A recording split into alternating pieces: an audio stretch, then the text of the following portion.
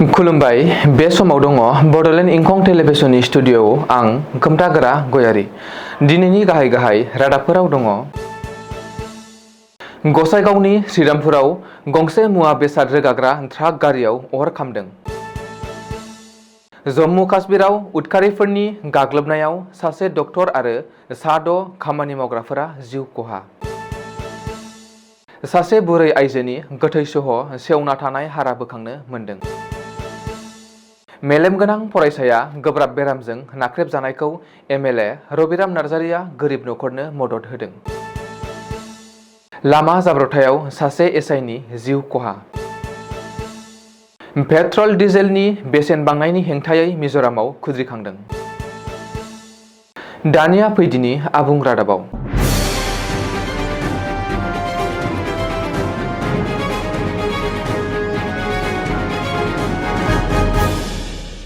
क'क्राझार जिल्ला गसाइगाव महकुमानि सिङाव थानाय आसाम बंग सीमा श्रीरामपुराव रबिबारनि मोनायाव 27 नं माहारियारि राजा लामायाव W69A5833 नम्बरनि गंसे ट्राकआ सोनाब बंगसिम थांबाय थानाय समावनो हरखाबै अर खामनायाव गोबां खहा जायो।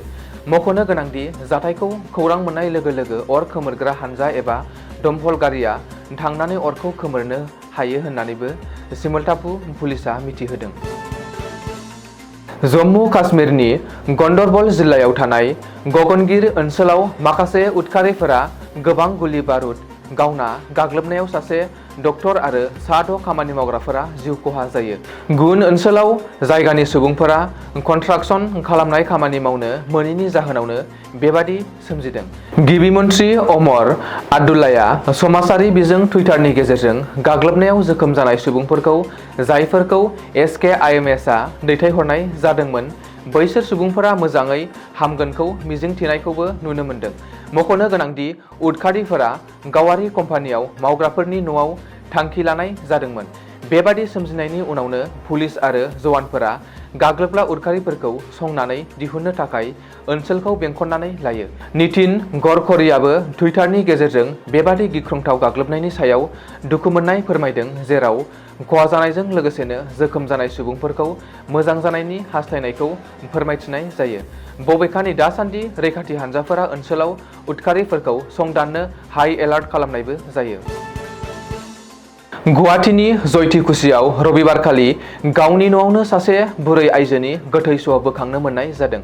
मख'नो गोनांदि पुर्णिमा देवी मुंनि सासे आइजोखौ थैना गोबाव समनिफ्रायनो बिसिनायाव गोग्लैना थानाय थासारियाव मोननाय जादों।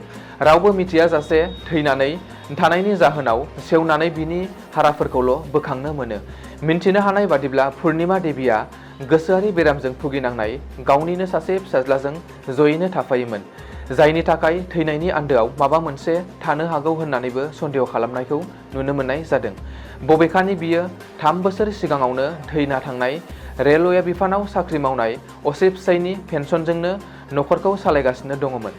आथिखालाव बे जाथायनि सायाव गोथौयै नायबिजिरनो थाखाय CIDनि मोनसे हानजाखौ लोगोसेनो मोनसे फरेन्सिक हानजाया जाथायसालियाव नुजाथिहैनाय जायो।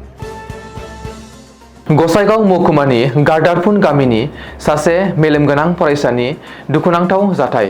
समायना बसुमतारीया हायार सेकेन्डारि फरायगासिनो दं, नाथाय फरायसानि फरायनाया आथिखालाव गोदोनायाव केन्सार बेरामनि थाखाय बन्द जानानै दं। निखावरि बिफाया गोबां रां बाहायदों आरो साबसिन देहा फाहामसालियाव फाहामथाय लायो, नाथाय आथिखालाव हिन्जावसाया मोजाङाव फैयाखै। नखरनि खौरां मोननानै एमएलए रबिराम नार्जारिया गिबि मन्थ्रि रिलिफ फान्डनिफ्राय 1 लाख रां चेक गथायो। कसुगाव ब्लक BPFनि मावथिफोरा नखरनो चेक गथायो आरो हिन्जावसानि गाहाम इयुननि हामलायथि बावहरो। भांगाघर पुलिस थानानि SI अर्चना देवीआ गिख्रंथाव लामा जाब्रबथायजों जोखोम जादोंमोन। मख'नो गोनांदि गोब्राब हालोदाव गुवाहाटी मेडिकेल कलेज हस्पिटालाव फाहामथाय होगासिनो थानाय समावनो रुंसारि जायो। मिन्थिनो मोननाय बादिब्ला 28 बोसोर बैसोनि SI अर्चना देवीआ 8-9 अक्ट'बरखालि सनापुराव गावनि गारिजोंनो लामा सेराव थानाय गंसे ट्राकआ गोबारै सौग्रावहैनायनि उनाव गोब्राब जोखोम जादोंमोन। बिनि डिफ्यूज एक्सनेल इन्जुरि आरो गोबां जायगायाव फ्रेक्सार जानायजों लोगोसेनो खर'आव फ्रेक्सार जानायखौबो फाहामथाय होनाय जादोंमोन। अर्चना देवीखौ समबार फुंनि 11:45 रिंगायाव कार्डियेक एरेस्ट खालामनो नागिरनायनि गेजेरावनो 12:45 रिंगायाव हरखाबै रुंसारि जायो होननानै सुलुङाव फोरमायदों। बेनि अनगायैबो लामा जाब्रबथायाव कनस्टेबल बिप्लब ज्योति गगৈ आरो रमेन्द्र राफायाबो जोखोम जाफादोंमोन। बे जाथायजों पुलिस बिफानाव दुंहाव थासारिया साग्लोबनायनि उनावनो जाथायनि बागै नायबिजिरनो थिरांथा लानायबो जायो। बावैसो सिगाङाव मिरु सोरखारा पेट्रल डिजेलनि बेसेनखौ बांहोनायनि हेंथायै मिजोरामनि गासै मोन 11 आफादफोरा खुद्रिखांनानै 22 अक्ट'बर बुधबारखालि 12 घन्टा मिजोराम बन्द फोसावदों।